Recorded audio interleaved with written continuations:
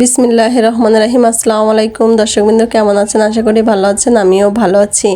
তো আজকে ওই রকম রান্না করে শেয়ার করার মতো কিছু না, তারপরেও আমি একটু সকালে নাস্তা খেলাম, ওটাই আপনাদের সাথে শেয়ার করলাম। নুডলস খাবো, তো নুডলসটা আমি একটু অন্যরকম করে খাবো, আর সেই অন্যরকম করে খাওয়াটাই আপনাদের সামনে তুলে ধরা। তো যাই হোক, আমি এই যে নুডলসটা সুন্দর করে মশলা দিয়ে সেদ্ধ করে নিয়েছি, সিম্পলিভাবে যেভাবে সেদ্ধ করে। হালকা একটু পেঁয়াজ আর 2টা মরিচ কুচি, সামান্য একটু তেল দিয়ে ভেজে নিচ্ছি। তো এর মধ্যে আমি দিয়ে দেব নুডলসটা। আমি নুডলসটা দিয়ে নুডলসটা একটু নাড়াচাড়া করে ভেজে এরপরে উঠিয়ে নেব। তো আমি এই তো পেঁয়াজটা লাল হয়ে গেল, নুডলসটাও দিয়ে দিলাম। তো কালকে আমি ভিডিও দেইনি, প্রতিদিন তো হাতে ভিডিও থাকে না, আবার করারও এনার্জিও থাকে না আর কি না, দেখা যায় যে পরিস্থিতি অনেক রকম করে।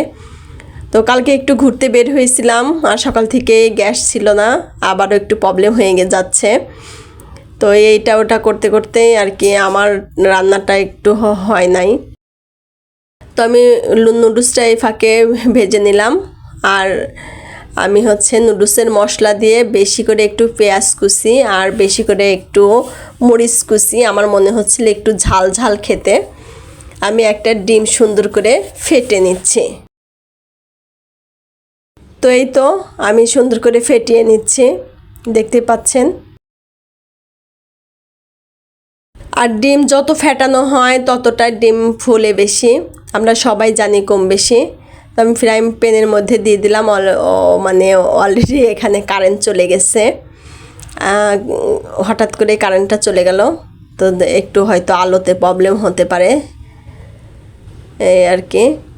তো আমি ডিমটা চুলায় দিয়ে দিলাম, আর এখন ডিমটা অলরেডি এক পিঠ ভাজা হয়ে গেছে।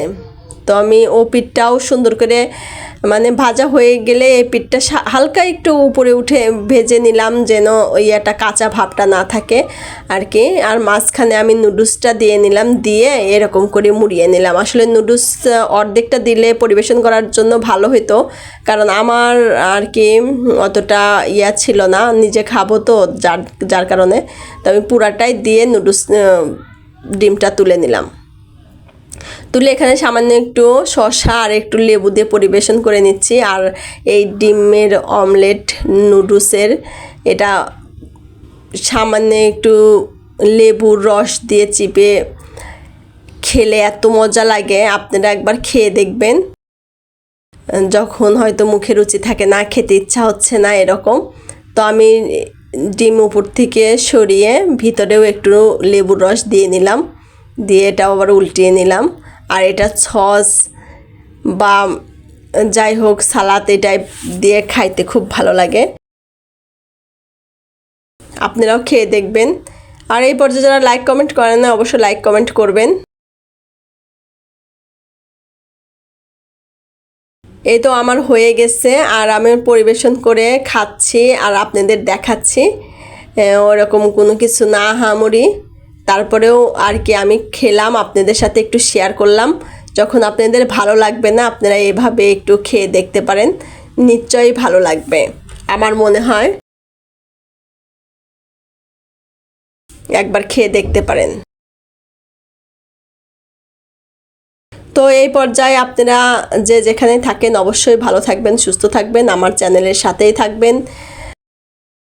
অনেক টেস্টি হয়েছে, অনেক মজাদার হয়েছে, আপনারাও খেয়ে দেখতে পারেন।